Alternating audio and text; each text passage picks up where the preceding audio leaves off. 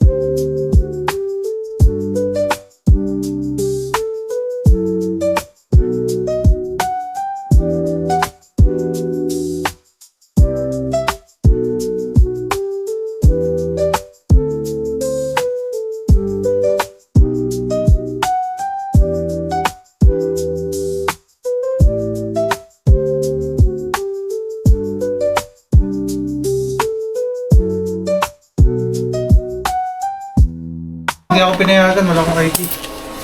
Kumuha? Ay, kailangan ng ID? Pati ikaw hinahanap pa ng ID sa loto? Ay, mukha kang bata. Wow! Talaga namang hinahanap pa kami ng ID.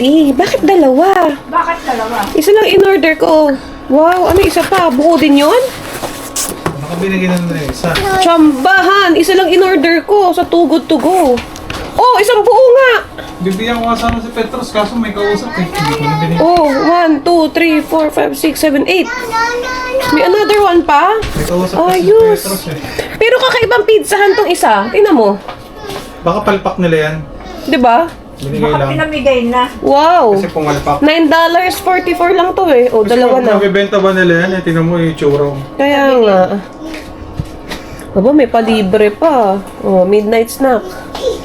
Nangalahati na yung Para lang nag-shakies tayo, no? Biko. Oh, Shakey's din, oo nga. libre Hindi, din. hindi Shakey's yung Pizza Hut. Pizza Hut yung binigyan tayo ng libre ni Kuya. Mag-isa pang Filipino. Oh, di ba? Pizza Hut. Nag-crave ng pizza sa Too Good To Go. Nakamura kami. $9.44 lang yan. Kesa mag-McDonald's kami. That's it. Again.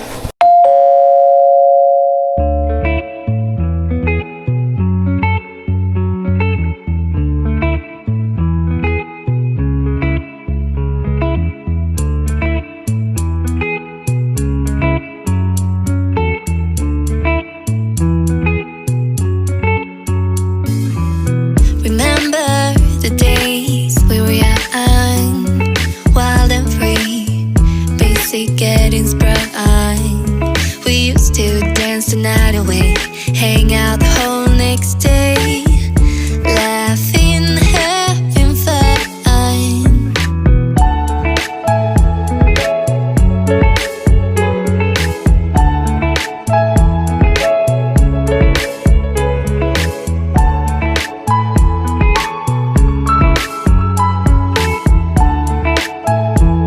Dito na ako guys. BC Women's Hospital, entrance 92. Maaga akong din-drop ni Harold. 11:15 pa lang.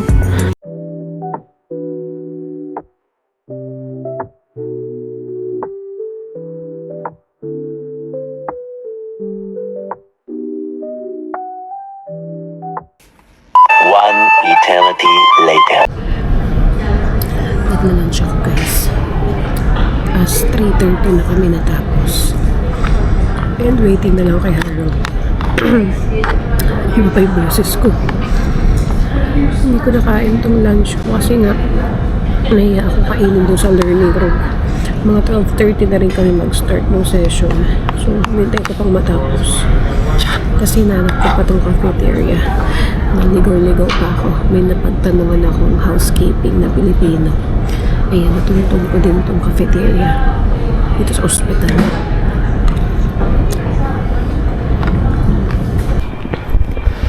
Nakalabas na ako ng ospital, guys. Ayun na si Harold doon naghihintay. Nakapag-washroom pa ako saglit.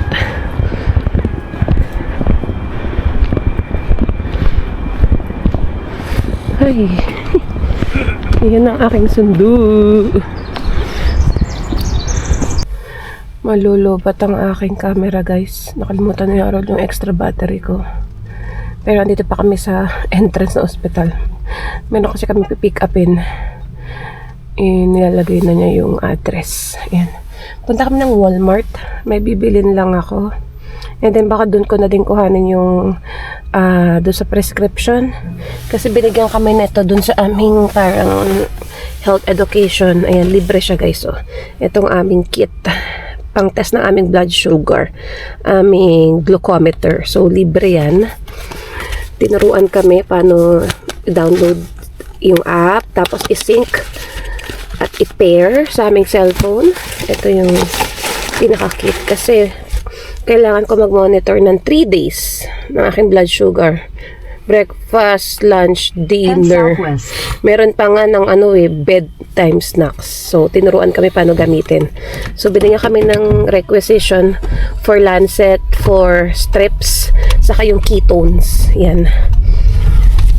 Hopefully, makover ng both extended insurance namin ni Harold. If not, I think, alam ko, approve kami dun sa Pharmacare eh. Yan. Pharmacare dito sa BC.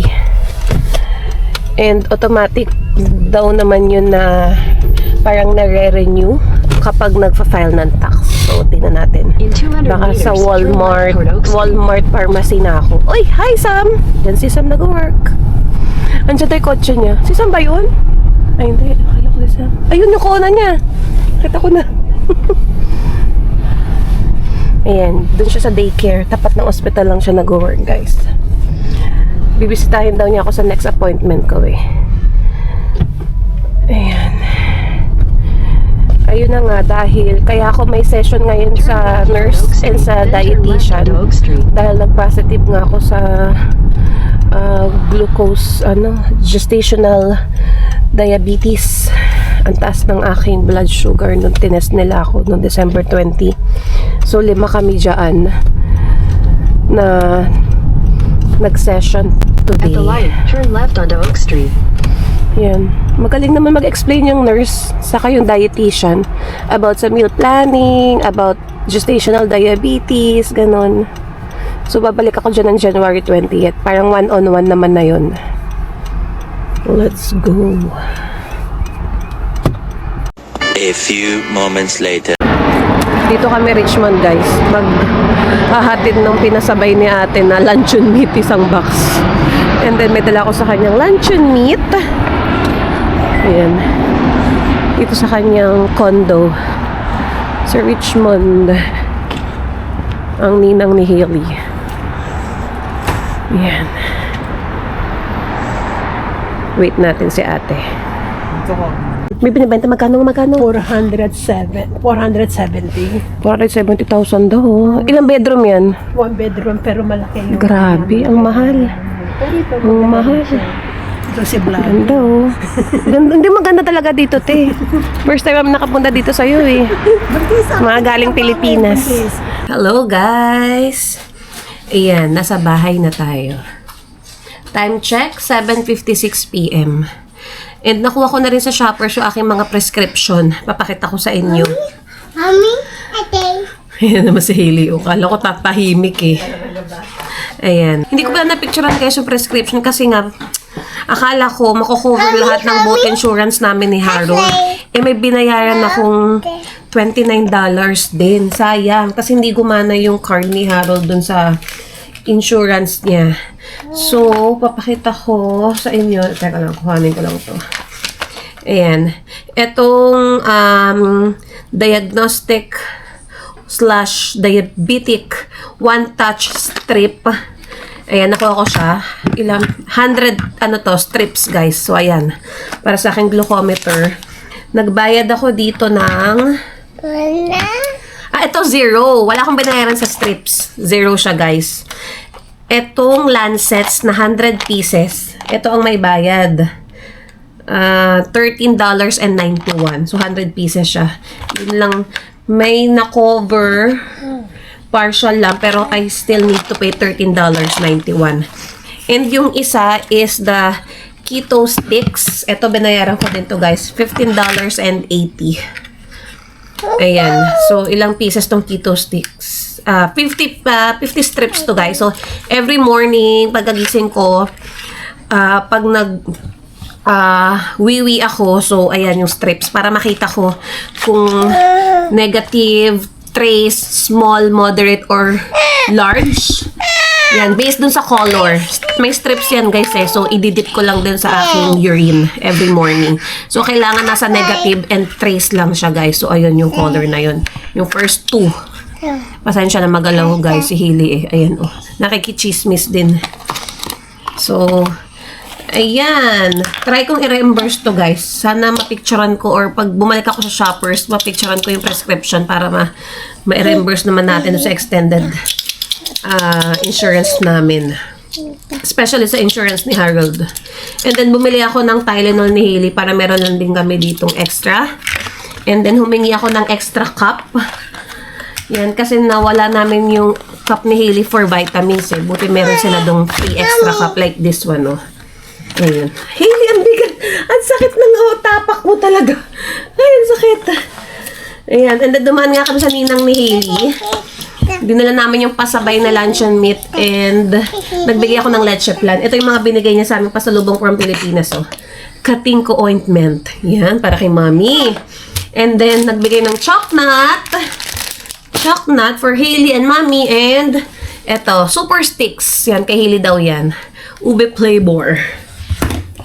And, kinuha ko din sa kanya yung mga pinasabay ko, guys, na mga sabon from Philippines. In-order ko yun sa Shopee. So, bit-bit na din niya. Kita yung ano mo, Hailey. Ayan, ito siya, guys. You Glow Babe. Ayan. Yan ang budol sa Pilipinas. Itatry ko yan. After ko manganak, saka natin gagamitin, guys. Kaya ko na gamitin ngayon at nasa third trimester ako. So, sa isang pack nito, may 5 soaps. Yan. Whitening siya, guys. Para siyang dati silka gamit ko. Ngayon, ito nang nauso eh. Sea buckthorn with snail extract.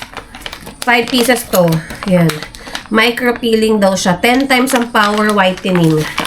So, pink bar soap siya, guys. So, ayan. 5 peraso yung laman nito sa isang pack. Dito sa... Uy, that's Mommy's necklace! Dito sa Canada, binibenta to, guys. Nasa $20 to $30 isang pack. Nakakita ko sa marketplace. Sa Pilipinas, mura ko siyang nabili. Syempre, in pesos. Parang buy one, get one pa nga to, guys. Nasa 300 something. Parang, yeah, 350 to 370 pesos lang siya. Buy one, take one pa siya. Yan. Tayo magbabalik alindog pagkapanganak, guys. Ayan. So, parang ilang peraso yan? 6 na pack yung na-order ko. Yan. Thank you sa ninang ni Hilit dinala dito sa Canada. Yun lang ang pinasabay ko. And then, meron pang isa. Ito nauuso din to sa Pilipinas, guys. Oh. Kiliboom. O, diba? Ano din siya? 12 times powerful whitening. Soap din siya, guys. Yan. May glutaglycolic keme din siya. So, pwede siya gamitin sa underarm, sa leeg, sa singit, sa butt, sa thigh, sa mga, ayan o, sa pimples, pwede din, chicken skin. So, marami. Tatry natin yan, guys, after manganak. Ayan. Mahal din to. Parang nasa $15 din nila binibenta to dito, guys. So, mura ko din to nabili. Nakalimutan ko lang yung price. Ayan. Tatry natin yan. Yung mga nakikita kong nagte-trending sa Pilipinas. Oh my gosh, Hailey, ano ba? Kinuha mo na yung mga jewelries ni Mami, no? Hala ka. Lahat na. Oh my gosh. Ayan, lobat na si Mami. O, sakto. Magbababay na tayo sa vlog. Yes. Thank you guys for watching. Makakapag-edit tayo. Sana makapag-edit tayo. Medyo okay na pakiramdam ko. Pero meron pa ring sipon at ubo. Yan. Naka-face mask naman ako all throughout my diabetes. Naka-face mask naman ako all throughout my diabetes class kanina. 5 lang naman kami, guys, doon. Nurse and then dietitian yung nag-explain sa amin. Marami akong natutunan. Kaya, super thankful. Babalik ako ng January 20 doon. Yan, medyo namumula pa nga itong part ng ilong ko. Siyempre, pag nagbublokan din yung maiwasan na, di ba, masa-scratch or kakasingayan sa sipon. Yan. Hopefully, okay na ang ating pakiramdam. Makapasok na ako sa Monday. Yan. And I think dito ko naman natatapusin ang ating short vlog, guys. So, ayan, thank you guys for watching. Sana nakarating kayo hanggang dulo ng aming video. And if you are new to our channel, please consider subscribing. And please click the notification bell para updated kayo, guys, lagi sa aming bagong uploads. Please like, share, and subscribe. Hope to see you guys on our next vlog. Bye! Bye! Bye! Bye!